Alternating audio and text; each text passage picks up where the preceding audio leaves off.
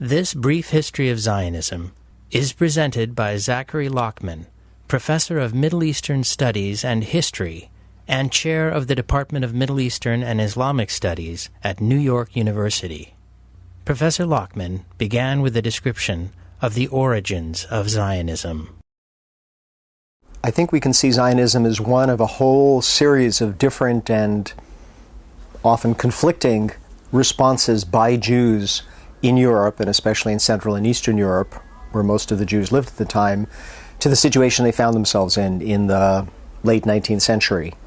The great majority of Europe's Jews and of the world's Jews at that time lived in Tsarist Russia, within the Tsarist Empire, where they were discriminated against, often persecuted as Jews, and were also extremely poor in their great majority.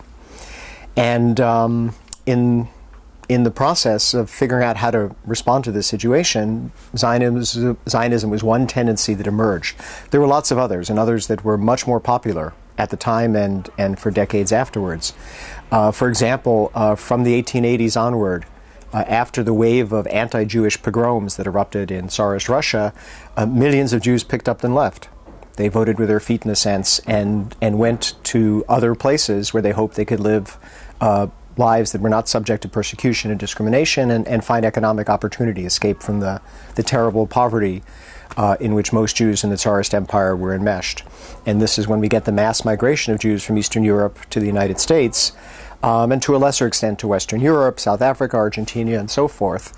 And in this sense, Jews were part of a vast wave of millions of immigrants out of Eastern and Central and Southern Europe, most of them non-Jews, escaping poverty, seeking opportunity, in some cases seeking religious or national freedom.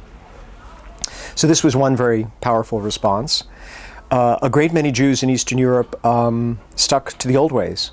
They continued to live deeply religious lives. They felt that whatever they endured was God's will, and as long as they lived in accordance with the laws of the Torah, God's commandments as they saw it, this is how it had to be, even as they tried to get through day to day.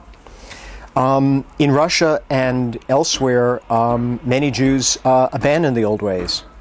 They felt that the old laws, the old religious commandments, were no longer relevant to their new lives. This period witnessed the spread of education, urbanization, very rapid demographic growth, and many Jews escaped the tutelage, the domination of their rabbis and their close-knit, tightly controlled communities, and became much more secular, and sought advancement either through education, although that didn't get you very far in Tsarist Russia. There were limits to how far Jews could advance, or they turned to movements for social change. Jews were just one of many oppressed nationalities in Tsarist Russia, and of course the great bulk of the population were oppressed in class terms. The great bulk of the peasant population were ruthlessly exploited by their landlords and the urban working class, which was growing very rapidly. So many Jews joined the clandestine movements, parties, organizations that fought to end Tsarist oppression, to overthrow the Tsarist regime and create a democratic and socialist Russia in which Jews, with all the other oppressed nationalities, would have equal rights. And this is why Jews played a very disproportionate role, a very disproportionately large role in all the movements of opposition to the Tsarist regime, including the left-wing movements, the socialist movements, including ultimately the Bolshevik movement. If we look at the Russian Revolution, the October Revolution, which brought the Bolsheviks to power in 1917, not Lenin, of course, who was the preeminent leader of the Bolsheviks, but most of his top lieutenants were Jewish. And this is because of the double oppression to which Jews were subjected in Tsarist Russia as Jews and as poor people, as poor working people. So we have a whole set of responses, ranging from the hope for assimilation through education, the eradication of anti-Semitism, to revolutionary change, to emigration, to sticking to the old ways. And of course, among all those tendencies, you have the emergence of Jewish nationalism, which comes to be called in the 1890s Zionism. And this too is not very surprising. If you look what goes on in Europe, across Europe, in the 19th century, this is the age of nationalism. This is the age in which one people after another develop new forms of national identity and come to feel that it's no longer acceptable for them to be ruled by people, they come by empires, by states they come to see as as alien and oppressive. And so in Italy, in Germany, in Greece, in Serbia, in Poland, across, and these of course are not nation states at the time, they're empires, they're ruled by others. You have nationalist movements which seek to establish independent nation states for this new category of people, which is usually defined by its language. Right? Before the 19th century, the idea that everybody who spoke German should be in one Germany would not have occurred to anyone. Or the idea that everybody who spoke Italian in all its dialects should be within one nation state called Italy, and that nation state should be independent of the rule of Austria or the other outside powers that dominate it, would not have occurred to anyone. People would not even have defined themselves as Italian first and foremost. But in the course of the 19th century, this idea of nationalism spreads very rapidly and challenges or disrupts and undermines all the old multi-ethnic polyglot empires, the Tsarist Empire, the Austro-Hungarian Empire, the German Empire, certainly challenges them and helps lead to their collapse at the end of the First World War. So it's no surprising in this situation that some Jews began to feel that what they too needed to escape from anti-Semitism, to achieve equality within Europe, was a nation state of their own. Now, of course, the difference between the Jews and the Poles, or the Jews and the Czechs, or the Jews and the Italians, was that Jews were everywhere a minority in Europe. Even in places where they constituted a significant minority, they were still a minority. So there was no possibility of carving out a Jewish state in the middle of Ukraine or Poland or Russia. It simply wasn't going to happen. Jews were a relatively small minority, which means that any form of Jewish nationalism had to be a movement of emigration. Jews would have to be convinced to go to some other place, and in that other place create a Jewish state, a Jewish majority society and a Jewish state, and thereby achieve their proper national self as nationalists conceived of it, and ultimately thereby achieve equality with a Europe that had rejected them. This was a minority movement. There were, before the 1880s, that you can find a few voices who begin to talk about this. Most religious Jews had no interest in this because from their point of view, one had to wait, a proper Jew had to wait for the coming of the Messiah to escape exile, to escape persecution, and only when the Messiah came and the end of days arrived could Jews be restored to their ancestral homeland, the house of David would be restored, and we'd have what Christians would later call the kingdom of heaven on earth. So religious Jews were not interested in political projects of this kind. Certainly socialist Jews were also not interested. They wanted to change the societies they lived in so that Jews would have equal rights and better opportunities and be able to be full members of their society. And the many Jews in Central and Western Europe who had achieved legal equality in Germany and France and Britain and elsewhere also wanted to be part of their society. They wanted to be full citizens of liberal democracies. And the idea that they should pick themselves up and go somewhere else to try to achieve that seemed to them counterproductive or counterintuitive. In fact, it seemed to them to be accepting the basic arguments of the anti-Semites, who said the Jews were not part of European society or not part of German or French or British or whatever society, that they were aliens and didn't really belong. And that's exactly what many secularized, fairly assimilated Jews had been fighting to overcome. So Zionism was very much a minority movement. It got a little bit of traction in Eastern Europe in the 1880s and 90s as part of the reaction to the wave of anti-Semitic violence, aided and abetted in many cases by the Tsarist government, which was quite viciously anti-Semitic. And you begin to have in the 1880s, 90s, small groups of people who begin organizing themselves, raising money, and trying to plan the emigration of Jews out of Eastern Europe to a place where they can create a homeland of their own. Now, for most of these people, the only place that makes some sense to them is Palestine, is the land of Israel, which has very powerful religious resonance, certainly for religious Jews, but even for Jews who have left religion in the strict sense. This was the place where, for Jews, the events of the Bible took place, where the events of the Jews when they had sovereignty were located. So it was not surprising that you have small groups of people who pick themselves up and try to establish agricultural settlements in Palestine, which is then part of the Ottoman Empire, with the hope of thereby launching an effort to achieve the national rebirth of the Jewish people, national redemption. It's a small-scale project compared to the vast numbers of Jews who emigrate and go to the United States or go to Western Europe. It's a drop in the bucket. It's a tiny, tiny minority. It's a couple of percent of that wave of out-migration from Europe. But it's there, and they do establish in the 1880s and 90s some numbers of new agricultural settlements because they very much want to become rooted in the soil. They feel the Jews should be sort of peasants, and you can see the influence here of a certain Tolstoyan romantic nationalism. They want to be rooted in their ancestral homeland.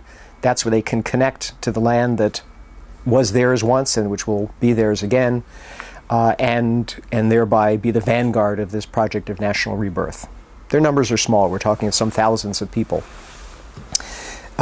Zionism becomes a modern international political movement only at the very end of the 1890s.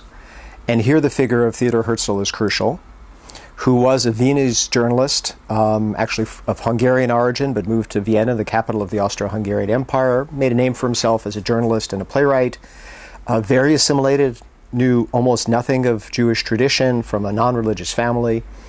But by the mid-1890s came to feel that anti-Semitism was not eradicable. It could not be eliminated.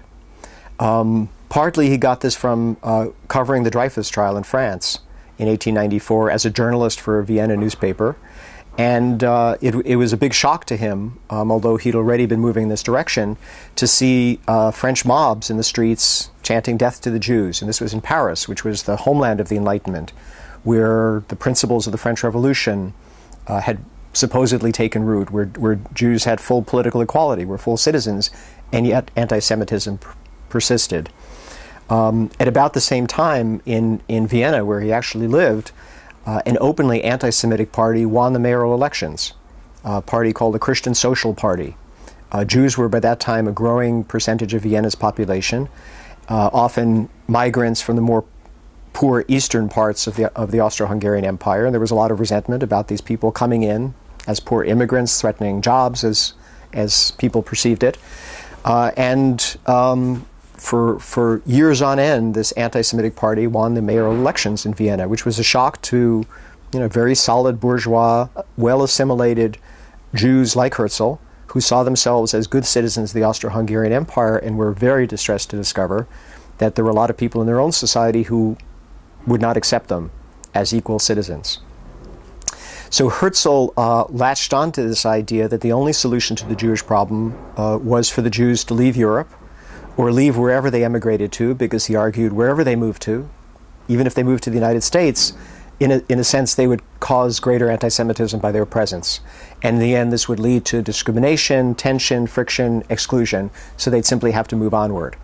So for Herzl, the only way out was to have the Jews move somewhere where they could become a majority, where they could achieve a state of their own ultimately, and then, with a state of their own, would be accepted as equals by their fellow Europeans. And even if some stayed behind, they would then be like expatriates of any other country, and they would have a basis for equality. And it was Herzl who turned what had been a sort of amorphous, underfunded, not well-organized network of sort of local Zionist societies in Central and Eastern Europe into a well-organized, highly institutionalized, and quite effective political movement. He convened the first Zionist Congress, a meeting of delegates from across Europe in Basel, Switzerland in 1897. That the new Zionist organization he founded, in which he led for the years until his death, developed all sorts of institutions. It developed financial arms. It developed a land purchasing agency to buy land for Jewish settlement. And he took it upon himself to represent the Jews. He in effect declared himself the sole legitimate representative of the Jewish people, and went from European capital to European capital trying to convince the powers of Europe to facilitate this project, to sign on to this project, to get for the Jews some piece of land somewhere in which they could establish their homeland. Herzl didn't care very much where that was. If you read his pamphlet, The Jewish State, he talks about Argentina as well as Palestine, because at the time many Europeans saw Argentina as this vast empty place which was suitable for European settlement. And in fact, some Jews were going to settle in Argentina at that very moment. So he wasn't that concerned, but within a couple of years, the Zionist movement fixated on Palestine because it was clear nowhere else on earth had the kind of emotional resonance and historical depth of connection for Jews than Palestine, again, than the land of Israel, which Jews, whether they were religious or secular, conceived of as their ancestral homeland. So you have the launching of this movement, which is trying in terms of its day-to-day actions to get Jews to move to Palestine, settle there, create new settlements, new towns, and also claiming to act politically on behalf of the Jews. Now, it's important to remember that when Zionism emerges as an organized political movement around 1900, the last years of the 19th century, the first years of the 20th century, it's rejected by most Jews. Religious Jews rejected, Orthodox Jews rejected, because for them it's a false messianism. It's what Jews, from their point of view, need is not a nation state. They need to live according to God's commandments, which one can do anywhere, and again await the coming of the Messiah for the eventual return to the land of Israel. And any human action is a way preempting God. It's doing something which only God can do. So the Orthodox rabbis condemned Zionism at its origins very, very vigorously. They denounced the Zionists as idolaters. They worshipped the state rather than God's law. They were secularizing. They were leading the youth away from religion, which they also didn't like. They were substituting the nation for God's law. So Zionism was rejected from that quarter. It was rejected by most secular assimilated Jews in Western Europe, who again saw this as feeding into the arguments of the anti-Semites. They wanted to be equal citizens of Germany or Austria-Hungary or France or Britain. They didn't want to have to pick up and leave, and they rejected the notion that they should. And similarly, Zionism was rejected by the many Jews who were attracted to socialism, especially in Eastern Europe, who felt that Zionism was a sort of crackpot idea, a pipe dream, and that instead of running away to Palestine, Jews should stay and fight for their rights wherever they happen to live, and demand equality and demand the transformation of society such that there would be a society of justice and equality, a society of socialism, in which Jews could live along with non-Jews as decent human beings and have their own particular cultural distinctiveness recognized and supported instead of suppressed. So Zionism remains very much a minority movement among Jews for many decades, and really down to the Second World War, down to the end of the Second World War. And there were many other currents in Jewish life which were non-Zionist or anti-Zionist. In Palestine itself, which is the focus of the Zionist movement as it gets organized, its successes are limited. It does succeed in the years leading up to the First World War in bringing under its auspices some thousands of Jews to settle, some in new agricultural settlements of various kinds, some in the towns. A new Jewish town, which will eventually become a very large city, Tel Aviv, is founded around 1909 as the first exclusively Jewish city in Palestine. But it's a slow process. It's sort of acre after acre, immigrant after immigrant. Its prospects for success still seem very limited in 1914, and largely because the Zionist movement is much less successful at getting a big power sponsor. Palestine is part of the Ottoman Empire, and the Ottoman government in Istanbul has lost a lot of its territory to foreign encroachment. It's very sensitive to what it sees as outsiders coming in and talking about taking away some other part of it, and especially Palestine, which for Muslims, of course, also has a lot of religious resonance. The Ottoman government sees these Zionist immigrants not so much as Jews, but as Russians.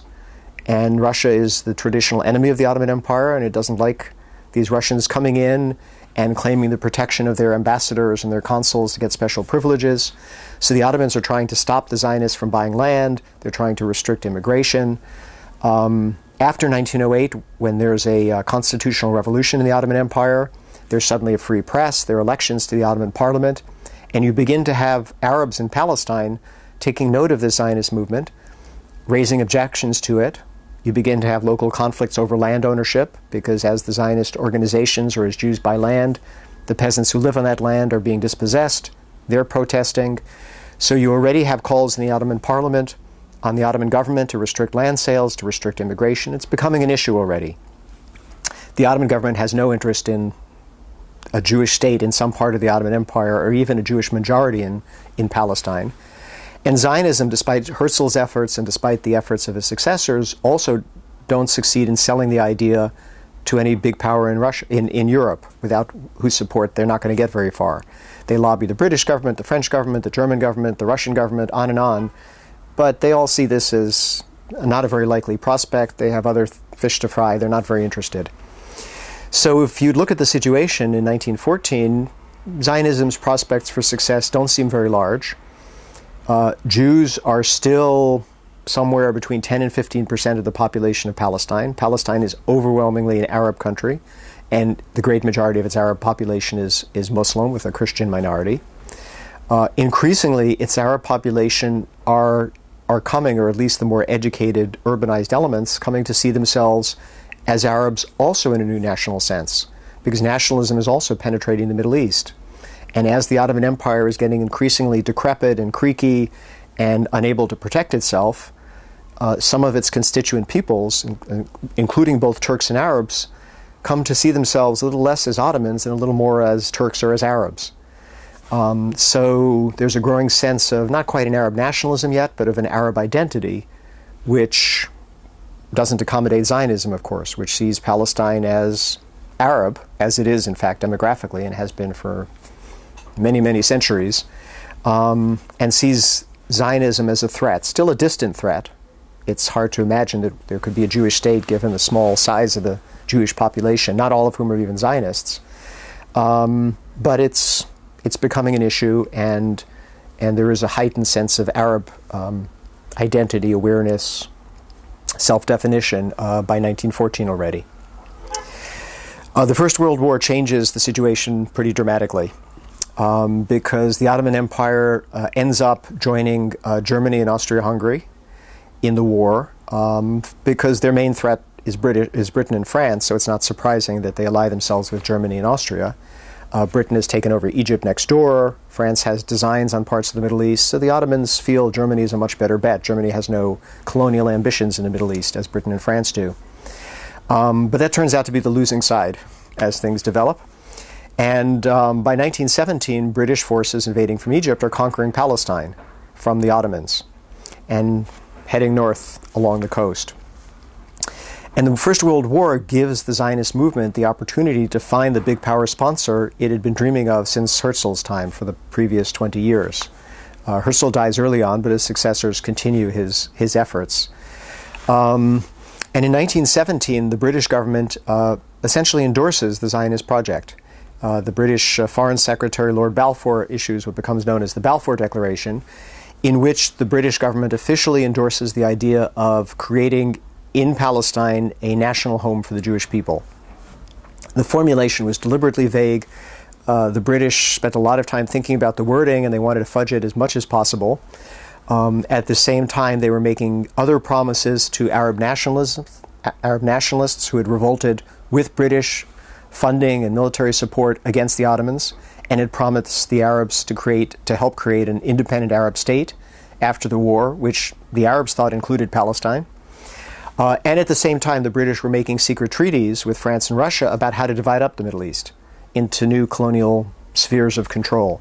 So completely contradictory promises. The British created the greatest empire in the world, not by honest dealings exactly, but by doing just this kind of thing. From their point of view, the goal was to win the war, and whatever helped with that, they were willing to do. And after the war, they would sort out these contradictory promises.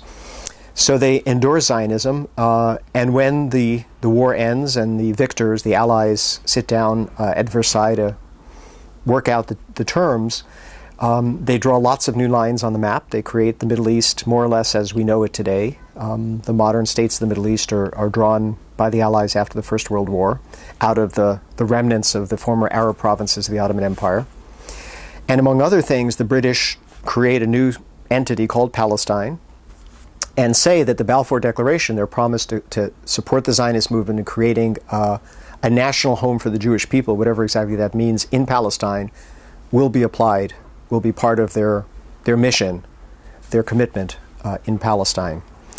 The British don't rule Palestine directly because it's a little embarrassing at this late date after all the talk by President Wilson of self-determination to just simply take over as a direct colonial ruler. They create a new system, which is in reality a thinly disguised form of colonial rule, the mandate system. So technically Britain and France are mandatory powers. They're sort of trustees. And their job is to lead, in Britain's case, Palestine, eventually Transjordan and Iraq to independence eventually. And France is to lead Syria and Lebanon, which it gains control of towards independence. But in reality, the British and French are running the show. This is a tremendous victory for Zionism. It finally has the big power backer. And in the 20s and 30s, you begin to have migration on a larger scale into Palestine. So the percentage of Jews of the population in Palestine gradually increases. With setbacks, it's uneven. But you begin to get the laying of the foundations of a distinct Jewish society in Palestine. And of course, for Zionism, the goal is not to bring Jews to Palestine so that they assimilate into the indigenous Arab population. The goal is to create a separate Jewish society and eventually a Jewish majority and eventually a Jewish state in Palestine. So economically, politically, culturally, the drive is towards separatism, to separate from the Arab population, to build a whole Jewish society from, as the joke goes, from Jewish prostitutes, Jewish street sweepers, all the way up the social ladder, to the greatest extent possible separate from the surrounding majority Arab society. And increasingly in the 20s and 1930s, this Jewish society, under British protection, creates the foundations, lays the foundations of a distinct Jewish society and even a future Jewish state, because this society has elected institutions, it has semi-governmental institutions, it has its own school system, it sets up its own military, its own paramilitary, the Haganah, which will eventually be the nucleus of the future Israeli army after 1948, and so on. It's an uneven process, and it's important, I think, to emphasize that none of this would have been possible without British support and protection. Because the indigenous Arab population, from the beginning, once the Ottoman Empire was gone, began demanding independence for Palestine and opposed Zionism. From their point of view, the British had come in, they had, and with a promise to give their country to these outsiders. So the Arab national movement, which emerges in Palestine, is vociferously opposed to Zionism, which they feel is aiming at reducing them to a minority in their own homeland. They feel this is a gross violation of the right of self-determination. They're the majority. Palestine should be an Arab state, and with Jews as a minority. And certainly without being open to immigration from the outside, which threatens to change the demographic balance. So Zionism, from early on, but certainly quite visibly in the 1920s and 30s, faces growing opposition from the indigenous Arab nationalist movement. And it's only British protection that makes Zionism possible. The presence of a colonial government that's committed to fostering the Zionist project. Not always as much as the Zionist movement would like, there are tensions, but if we conduct a thought experiment and imagine that in 1918, 1917, the British do not take control of Palestine, or agree that Palestine should be a state run by its Arab majority, it's clear there is no Zionism. That's the end of the story, because that Arab majority would simply put an end to this project, which threatens its presence, it threatens it with dispossession. And Arabs come to understand very quickly that, despite the nice talk of coexistence, and Zionist leaders talk a lot about coexistence, we can live together, there's plenty of room in this country for all of us, inevitably, if you're trying to create a Jewish majority and a Jewish state in what is an overwhelmingly Arab country, this means dispossession. It may mean expulsion, but at a minimum it means dispossession. It means that the majority will be transformed into minority in its own homeland. And as many Zionist leaders acknowledge privately, if not always publicly, anybody would oppose such a thing. Right? Any indigenous population would resist such a thing. And the more far-sighted and hard-headed of the Zionist leaders were already saying very clearly in the 1920s, of course the Arabs will oppose us. And there's no peaceful resolution to this in sight, and the only thing that will decide this is superior force. So ultimately, we have to build up our strength such that we can overcome their resistance and carve out by force if necessary a Jewish state in this land, or transform it into a Jewish state, however long that takes and by whatever means prove necessary. Most Zionist leaders were uncomfortable with that formulation, but I think that reflects the logic of the situation very clearly.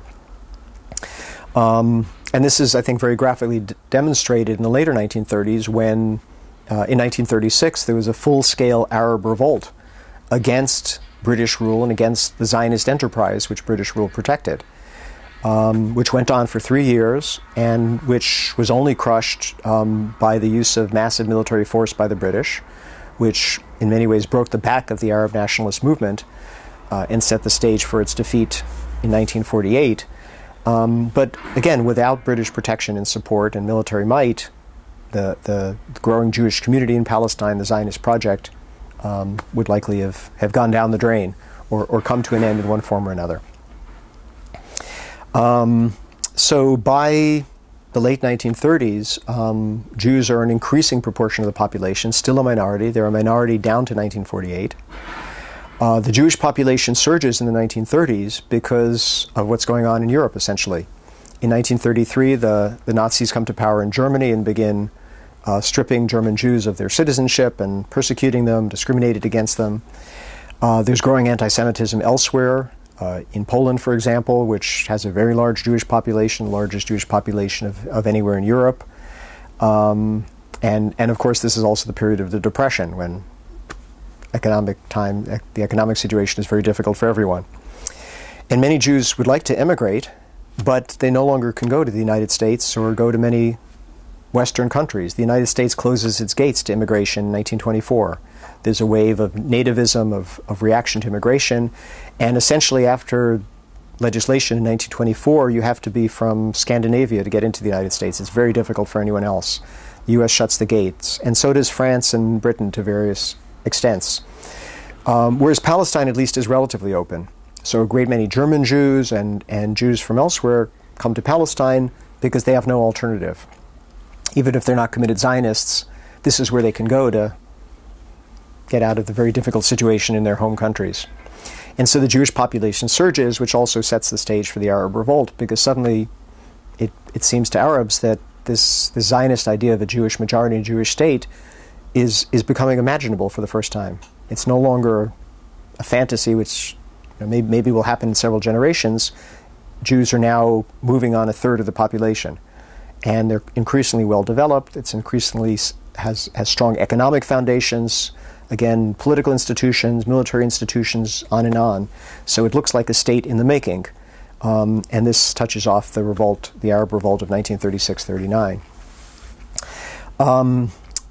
The revolt is crushed, and in many ways ends up strengthening the Jewish community in Palestine, because it's forced into self-sufficiency, it's forced to develop its military institutions, it successfully withstands this revolt with British protection, of course, such that by 1939, the Jewish community in Palestine, the Yishuv, led by and part of the Zionist movement, is much, much closer to being able to stand on its own, which is very useful because in 1939, the British government, understanding that a new war is looming on the horizon,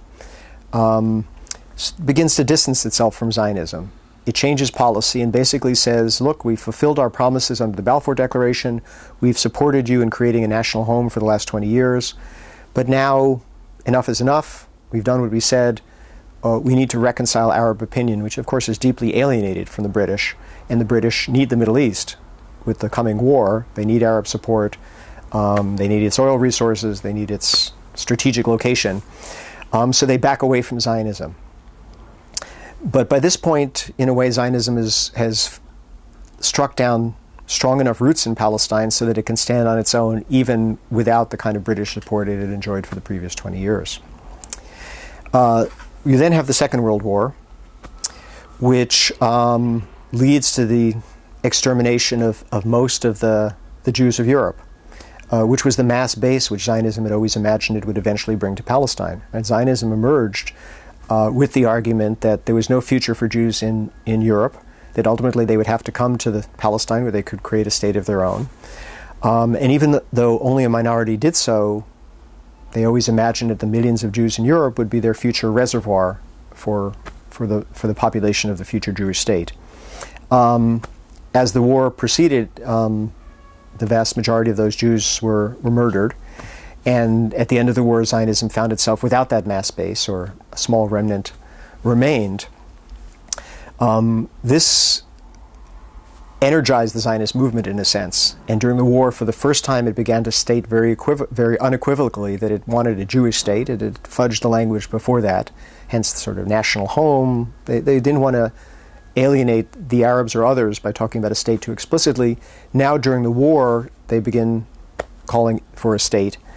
And immediately, once the war is over, launch a campaign, a quite successful campaign, to first open up Palestine to Jewish immigration, because the British have imposed restrictions, and then a drive for a Jewish state, which brings them into conflict with the British government. But the Zionist movement, for the first time, has won tremendous international sympathy because of the murder of the Jews of Europe. For the first time, its argument seems much more plausible to a lot of people. Of course, there are other ways of understanding it, but for many people, it seems that supporting the Zionist project of creating a Jewish state in Palestine is reasonable compensation for what the Jews of Europe experienced, the extermination, the suffering, and so forth. And so there's growing sympathy in the United States, especially, which is emerging after 1945, which does emerge in 1945 as the world's superpower, for Zionism, and pressure on the British to open up Palestine to more immigration. And the Zionist movement launches a quite successful diplomatic campaign, lobbying campaign, but also in Palestine a sort of insurgency to force the British to open up Palestine, to challenge British rule, and sets the stage for Britain being ready to give up its mandate and turning the whole issue over to the United Nations. And the United Nations, after conducting an investigation, comes to the conclusion in the fall of 1947 that Jews, who are now a little under 1/3 of the population, and Arabs, 2/3 plus of the population of Palestine, cannot live together in one state, and that the best solution is to divide Palestine into two states. So this is a tremendous victory for Zionism. Even if many Zionists would have liked all of Palestine or more of it, then the one half they were allocated by the United Nations plan, that's still much, much better than nothing, right? Finally, the United Nations seems ready to support the idea of a Jewish state. Needless to say, the Arab majority in Palestine and the Arab national movement and Arabs everywhere reject this. Again, they see this as a gross violation of the Palestinian Arabs' right to self-determination and vow to prevent it. And when the United Nations General Assembly endorses the partition plan, fighting breaks out in Palestine between Arabs and Jews. By this point, the Jewish forces, the Zionist forces, are strong enough to both hold their ground and within a few months defeat the poorly armed, poorly organized, poorly led Palestinian militias and take the offensive. And in May 1948, the Zionist leadership in Palestine proclaims the existence of a Jewish state, which it names Israel. And that's followed immediately by the intervention of military forces from the Arab states to prevent partition, to protect the Palestinians, who are already being displaced, whether because they're fleeing from the fighting or because they're being deliberately expelled by the Jewish and then the Israeli military forces. When the fighting ends, Israel is in control of 3/4 of what was once Palestine. So a lot more, 50% more than the United Nations had allocated originally to the Jewish state.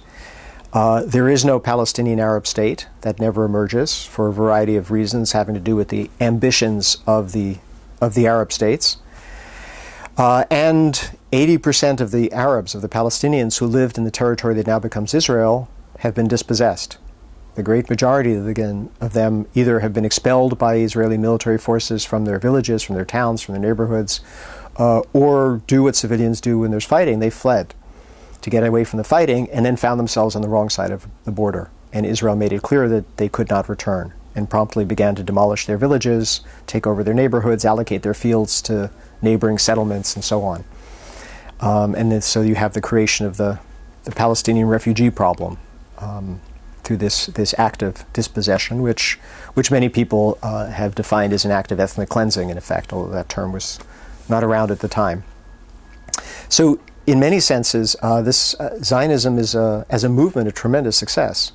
Right? From the sort of half-baked idea of these little groups in Eastern Europe, and the notions, the rather grandiose notions of a Viennese journalist in the late 1890s, to actually carving out a state in Palestine and being able to defeat opposition both internally from the Palestinians and externally from the surrounding Arab states, is a tremendous historical achievement for this movement, and helped solidify the support Zionism had won from many Jews who, until that time, including many American Jews, had been rather ambivalent.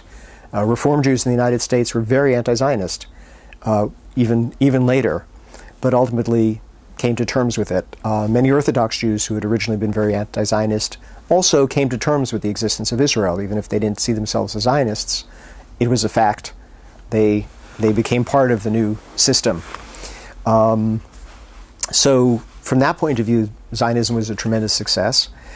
The state which Zionism brought into being, the State of Israel, remains shaped by its origins, in a sense. It remains a Zionist state in some very concrete senses. First and foremost, Israel doesn't define itself as a state of its citizens. Right? The United States is a state of its citizens. If one comes to the United States, or one is born in the United States, and one becomes or is born a citizen, you, at least in principle, have equal rights with every other citizen. We know about racism, we know about the long history of the United States and struggles to actually make that real. But in principle, everybody who's a citizen of the United States has equal rights. And nobody who's not a citizen has special rights. And that's true of liberal democracies generally. That's one of the hallmarks of liberal democracies. Israel doesn't define itself as a state of its citizens. It defines itself as a state of all Jews everywhere.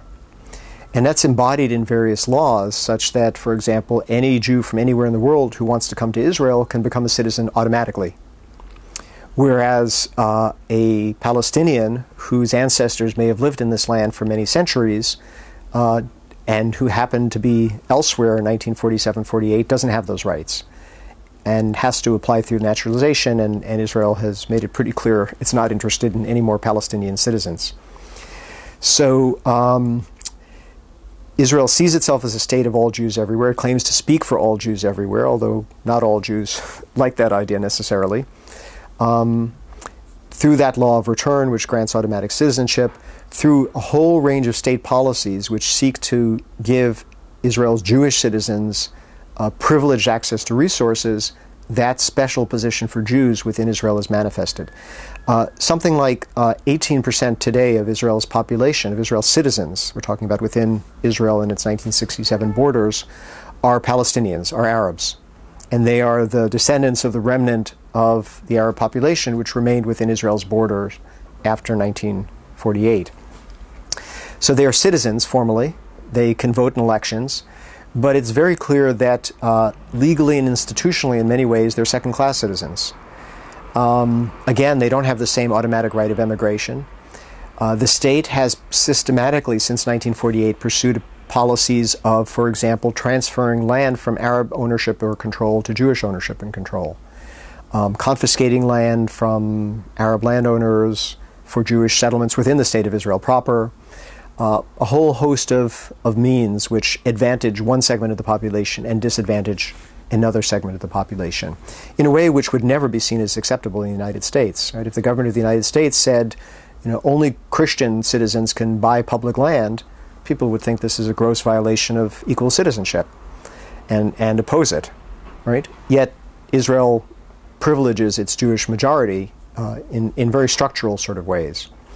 If you look at the allocation of resources, Arab municipalities, Arab towns, Arab communities get far fewer resources for social services, for education, for a whole range of things than do equally sized Jewish towns, settlements, communities. All sorts of social benefits are allocated very disproportionately so that Jews benefit and Arabs do not, or benefit to a much lesser extent. And Israel has also worked very hard through its security apparatus to control its Arab population, to try to depoliticize them, to marginalize them, to make it more difficult for them to demand equal rights, as many have almost since 1948, and certainly more vigorously in recent years as their weight in the population, their level of education, and so on has risen. So in its symbols, in its language, Israel talks about itself as a Jewish state, and there's no way that that cannot put its non-Jewish citizens in a subordinate position.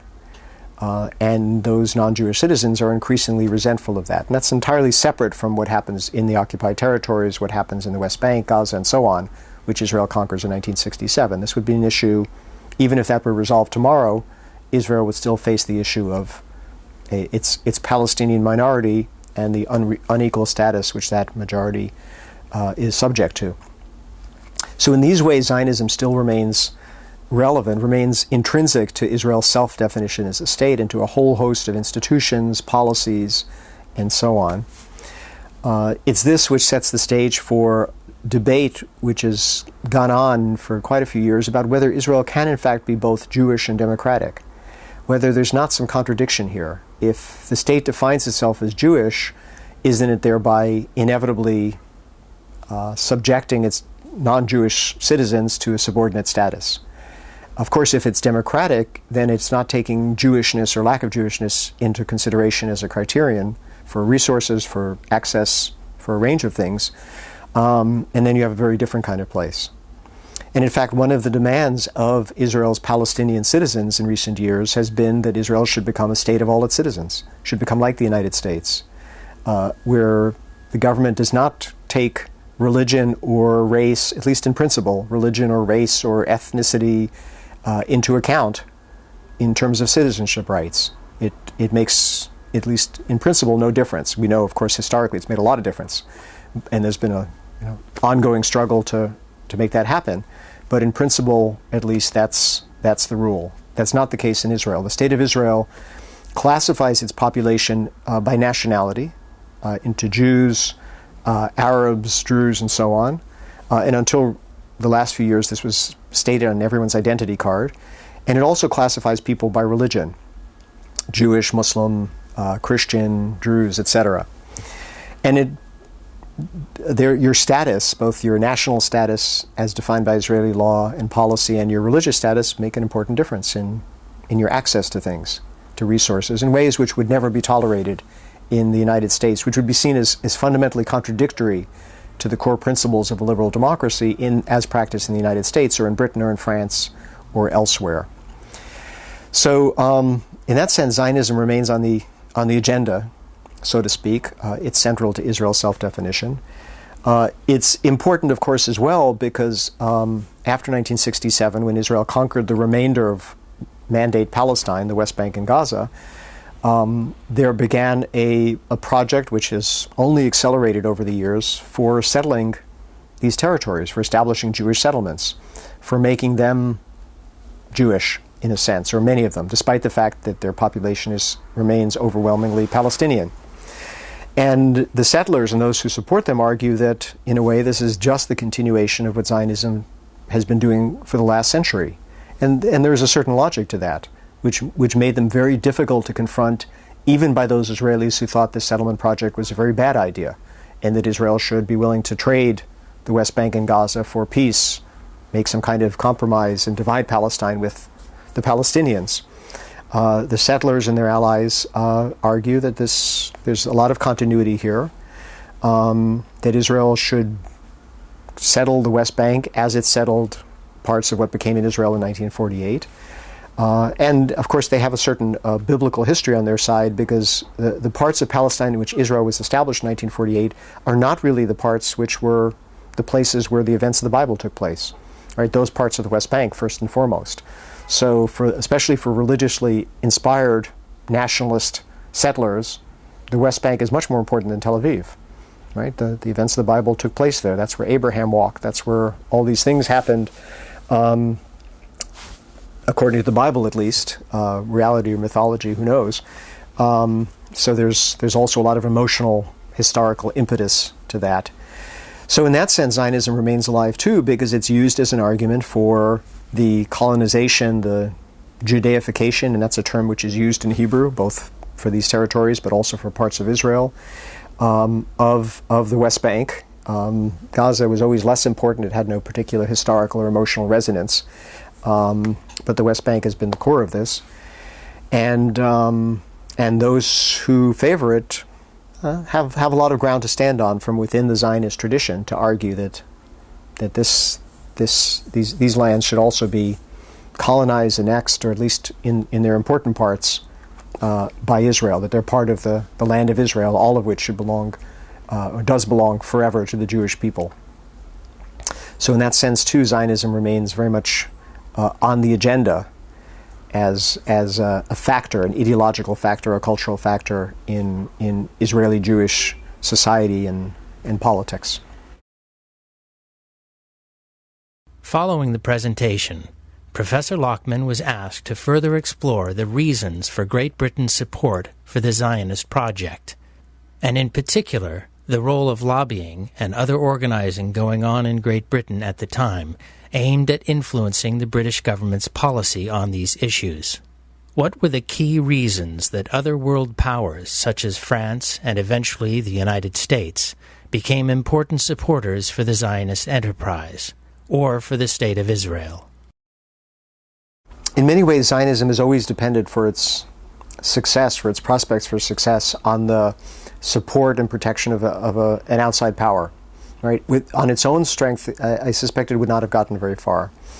And those outside powers which have supported Zionism have done so for a variety of reasons. If we go back to 1917, for example, and the British endorsement of Zionism, we can see how this works out. 1917 was not a good year for the Allies. It was a very critical year for the war. The British were very nervous about the outcome of the fighting in France. Their effort to knock the Ottomans out of the war at Gallipoli had been a spectacular failure. And the Zionist movement had been lobbying the British government very vigorously for an endorsement. Incidentally, the Zionist movement had also been lobbying the German government. And up till the First World War, the Zionist movement had actually been based in Berlin. That's where its headquarters were. And there was some sympathy in the German government for doing something similar to what the British ultimately did with the Balfour Declaration. In the end, the British beat them to it. So there's a lot of lobbying. Chaim Weizmann, who would emerge as a result of this as the preeminent leader of the Zionist movement internationally and as the first president of the State of Israel, had developed very strong connections in British policy-making circles because he was a chemist and developed an improvement in explosives, which helped the war effort. And that gave him an entree to make the argument for British support for the Zionist cause. But the British, I think, were very hard-headed about this. There was some sympathy for Zionism in Protestant Christian circles. There were some elements of that. David Lloyd George, who became prime minister around this time, was what's been called a Christian Zionist, who felt that the second coming of Christ needs to be preceded by the restoration of the Jews to the land of Israel. It's an element of a certain strand in Protestant theology we see in the United States today in certain segments of the evangelical community. But most British officials were very hard-headed, and they made the argument, they made several arguments for British support for Zionism. Some of them argued that a Jewish community in Palestine would be something like a Jewish Ulster. It would be an implantation of a pro-British loyal group in a sea of Arabs who might be potentially hostile to British control, just as Protestant Northern Ireland gave the British an enclave in an Ireland which was otherwise hostile to British control and which was at that moment fighting for independence from British colonial rule, which had gone on for several hundred years. So there was this Jewish Ulster notion. There was the argument that if the British endorsed Zionism, it would give them a better stake, a better ground from which to claim Palestine after the war, when the victorious Allies divided up the territories. The British could argue, well, we've supported Zionism, we have to have Palestine to follow through on that promise. The British were also very concerned with both American and Russian public opinion, and specifically Jewish public opinion. The United States had just entered the war, but a great many American Jews, along with a great many other Americans, were not happy about that. For American Jews who themselves or their parents had come from Tsarist Russia, the idea that the United States should be allied with Tsarist Russia, the great oppressor of the Jews, was an abomination. Many American Jews were quite sympathetic to Germany, because Germany, it of course, for obvious reasons, got a rather bad image later. But at the time, Jews had civic equality in Germany, and thousands and thousands of German Jews fought in the German army in the First World War. And so it was hoped by British officials that if the British endorsed Zionism, this would make the Allied cause look better to many American Jews at a critical political moment. Russia was for different reasons, another place where it was hoped this would have an impact. Russia was in the throes of revolution. The Tsar had been overthrown the previous spring, and in February, March 1917. The country was in turmoil. The provisional government was promising to keep the war going, but that promise was increasingly unpopular with Russians. And the British hoped that by endorsing Zionism, they could help convince Russian Jews to support the provisional government's desire to keep Russia in the war. That didn't work very well, because literally within days of the Balfour Declaration, the provisional government was overthrown, the Bolsheviks came to power, and the Bolsheviks were able to come to power in large measure because they said, we're going to take Russia out of this war immediately. And that had tremendous appeal to the vast majority of Russians at that moment who had had enough of the war. So that didn't work out as the British might have hoped. But we can see in this mix of factors, and there was, again, a lot of debates which historians have reconstructed, and memos back and forth, and arguments in the cabinet and the ministries and so on. The British had their own strategic imperial reasons for endorsing Zionism, whatever sympathies there were as well in certain segments. For a lot of people, this was a hard-headed decision about how to help the war effort at a critical moment and how to pursue future British imperial aims in the Middle East in the aftermath of the war. Beyond that, we can see in other circumstances. So the Zionist movement enjoyed British protection down to 1939. During the 1940s, the Zionist leadership understood that the focus of their attention needed to turn to another power, and again, the country that was emerging as the preeminent global military and economic power, which was the United States, which also now had the world's largest Jewish community, which was increasingly established, increasingly vocal, increasingly ready to at least begin in a modest way compared to what happens later, but at least to begin to use its weight. And the Zionist leadership spent a lot of time cultivating the United States. The support of the Truman administration was critical to securing the passage of the Partition Resolution in 1947, and then to establishing the State of Israel and keeping it going in its early days. But the United States kept Israel at arm's length early on. And so in the 1950s, and this is not often remembered, Israel's key outside ally, which was critically important in terms of arms, in terms of political support, was France. And it seems strange today, but if we go back to the 1950s, France at that moment was fighting to hold on to one of its key colonial possessions, which was Algeria. Right? Algeria was another settler colony, which the French had begun to conquer in 1830, in which it had implanted a large European minority, which had superior rights and privileges over the disenfranchised Algerian Arab Muslim majority. That majority was fighting a war to liberate itself from French rule and achieve independence and end, what in the South African context we would call white minority domination. And France saw itself as having interests in common with Israel because both of them were confronting an Arab nationalism, whether it supported the Algerians or it supported the Palestinians, which they wanted to undermine. And so the young Shimon Peres, for example, who is now president of Israel in the 1950s, was a top official, a protege of David Ben-Gurion, Israel's prime minister for much of that period, and a top official in the defense establishment. And one of his key roles was securing arms from France and cementing that political relationship. And that political relationship culminated in 1956 when Israel colluded secretly with Britain and France in a joint attack on Egypt. Israel invaded, and Britain and France pretended they were intervening to restore peace, but this had all been worked out beforehand, and landed troops in Egypt. And the hope of all three of them was to bring down the Nasser government, which was espousing a pan-Arab nationalist line, which supported the Algerian revolt against French rule, which was supporting increasingly the Palestinians against Israel. The hope was they could bring them down, install a friendly government. Britain could get back the Suez Canal, which the Nasser government had nationalized a few months earlier, and everybody would be happy. Things didn't work out for Israel, but we can see there's an enmeshing of French colonial and Israeli interests in that period. The French alliance faded out once de Gaulle came to power after 1958. And increasingly in the 1960s, the chief backer of Israel became the United States.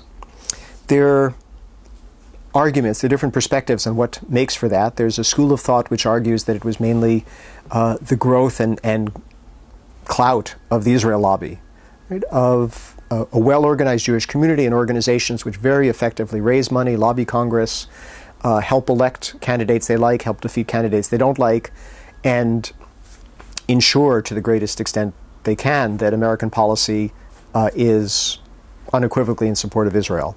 And that's one perspective. There are those who frame it more in terms of the changing global situation, strategic situation in the 1960s. This is the period of the Cold War. In 1967, Israel decisively defeated the Soviet Union's two strongest allies in the Middle East, Nasser's Egypt and Syria, then ruled by a wing of the Ba'ath Party, which was a humiliating defeat for the Soviet Union and its allies. And this is at a moment when the United States is not doing very well in Vietnam. So Israel and Israel's supporters were able to sell Israel, in a sense, as a proxy which could do some of America's work in keeping control of the Middle East in the face of challenges by radical nationalist left-wing forces, which often had Soviet support. And this fit in, especially a little bit late, a few years later, with the Nixon Doctrine. Right? Remember, President Nixon, after escalating the war in Vietnam very dramatically, announces that increasingly the United States will find local proxies to maintain order, because the American public is not willing to tolerate sending large numbers of American troops to places like Vietnam and elsewhere to maintain a certain kind of status quo, an imperial order. In the Middle East, the Nixon Doctrine had three pillars. The Shah of Iran, who was a close American ally whom the United States armed heavily, who was supposed to keep order in the Persian Gulf, make sure any challenges to the flow of cheap oil were suppressed. Saudi Arabia, which had lots of oil wealth, lots of money, but not much of a military capacity, but it could supply the cash. And the third pillar, although this wasn't always said explicitly, was Israel, which had the military muscle and could use it in one form or another to, again, maintain a status quo political order that was to the liking of the United States. And we see here the emergence from the mid-late 1960s and then deepening through the 70s and 80s of what's called a special relationship between the United States and Israel. The United States has since 1948, but the numbers really take off. They're small until the late 60s, early 70s, well over $150 billion. And to this day, Israel receives, and this has been true for 30 or 40 years, Israel is the largest single recipient of U.S. economic and military aid, of foreign aid, both per capita, because it's a relatively small country, but even absolutely. Little Israel, with its, today it has 7.5 million people, receives more aid than Pakistan or than Egypt or than lots of other places. So there's this tremendous flow of resources, intelligence sharing. The United States has turned a blind eye to Israel's development and possession of nuclear weapons. It's never talked about. It's not an issue for the United States, apparently. And political backing. And the United States essentially has given Israel pretty much of a blank check, certainly since the 1970s. This was true with the Israeli invasion of Lebanon in 1982. It's true, even though the United States officially feels that these Jewish settlements in the West Bank are illegal, as they are by international laws, and as the rest of the world community agrees, it's American support that has enabled Israel to pursue this project, both economically, but also politically. If you look at the votes in the United Nations, consistently, it's an American veto in the Security Council which blocks resolutions critical of Israel. And even America's European allies are much more critical of what goes on. And if you look at United Nations General Assembly votes, it's usually 187 to 3. And those three tend to be on resolutions critical of Israeli policy. And those three tend to be the United States, Israel, and Micronesia, some client state of the United States, which doesn't have much capacity for voting independently. So on this view, despite the official line in Washington, Israel and the United States are quite isolated in the international community, and it is the blank check the United States has given Israel for quite a few decades now that have enabled the process of Jewish settlement, the very aggressive posture Israel has demonstrated vis-a-vis the Arab states, its ability to refuse the two-state solution, down to the present. There have been moments of tensions. There were moments during the administration of George H.W. Bush for a bit over settlements. That administration had to drag then Prime Minister Shamir to negotiations, kicking and screaming. We see tensions at the present moment still over settlements, because that settlement project has only deepened, and now its focus is East Jerusalem.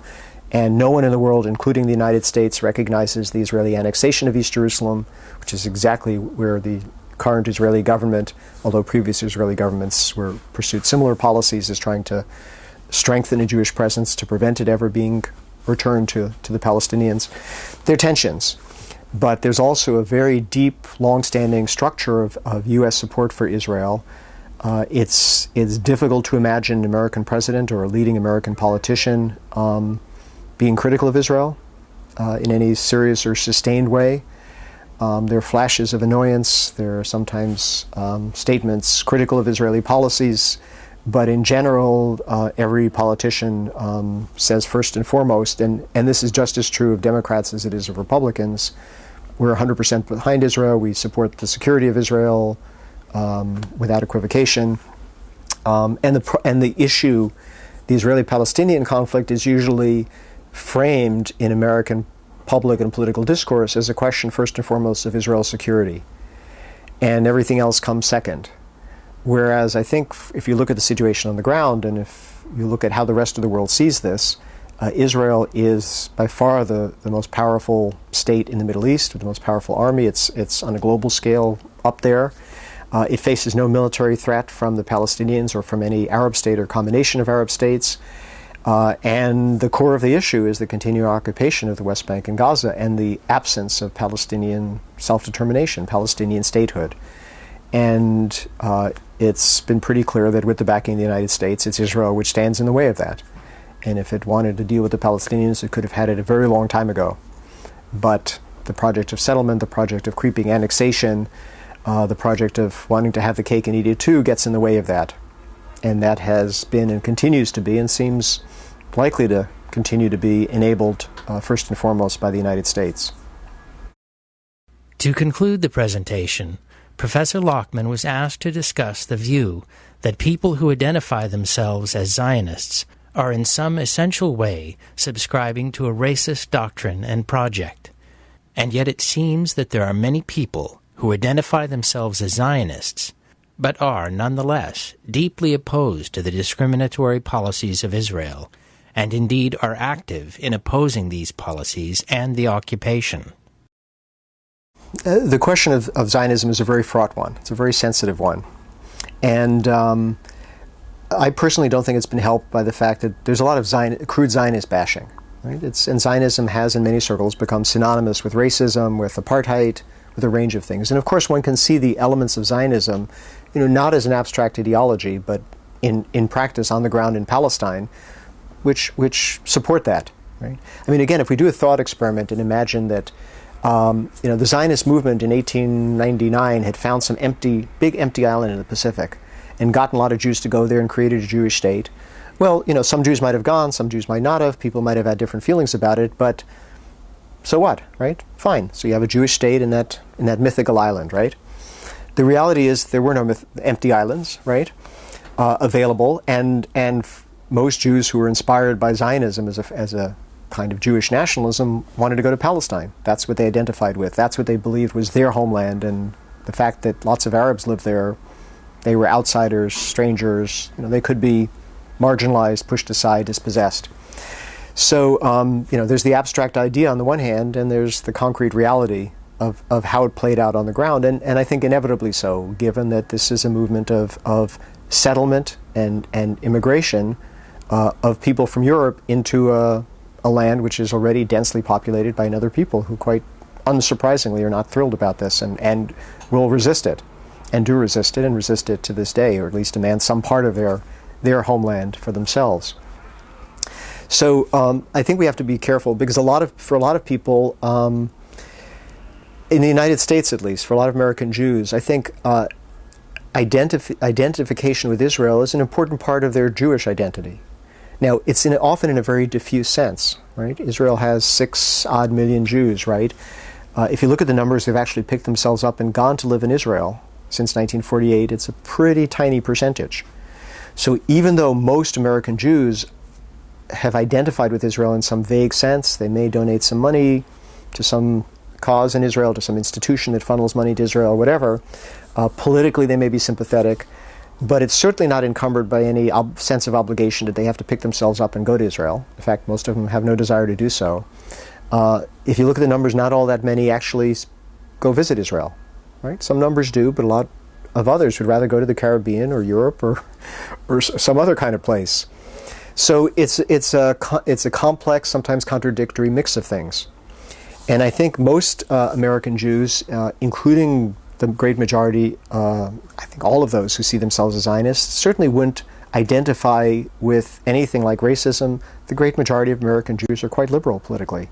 I think the American Jews remain, as an ethnic group, the single most liberal group in American society, because of a Jewish sense of history and persecution, and a sense of being a minority subject to anti-Semitism and so forth, even if this was long ago, and Jews are a much more secure part of American society than perhaps Jewish minorities have ever been anywhere in history.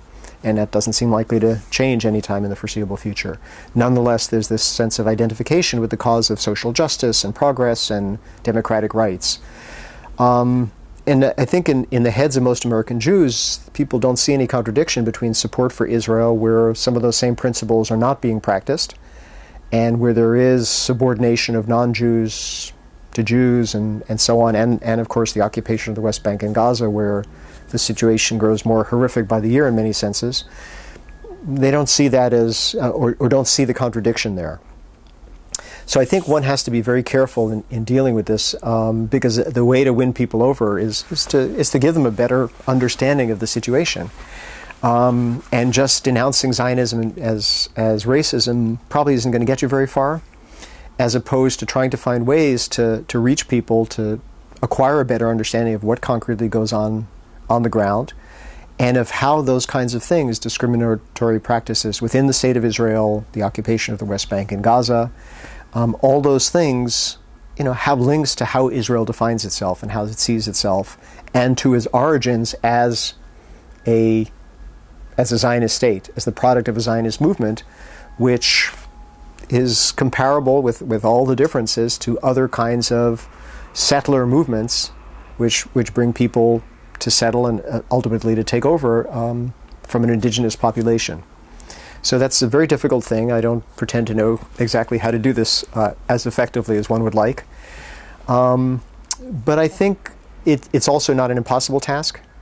And I think, in fact, the American Jewish community is much less monolithic, perhaps than it once was, and certainly than its leaders, self-appointed leaders, often like to proclaim it to be.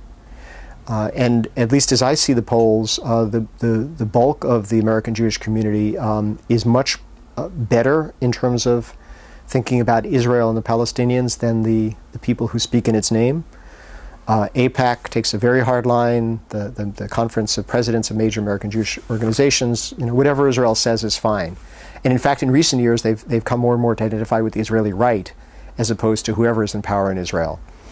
But many American Jews are much more sympathetic to a two-state solution.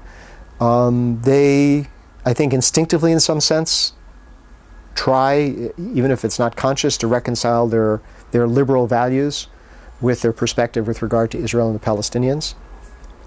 And I think many have been quite distressed by what they see going on. Right? Israel has lately launched a whole new propaganda campaign, because I think they understand that the image of Israel has eroded a great deal, even in the United States, not to speak of Europe, where public opinion, I think, is much more critical, and governments have been much more critical.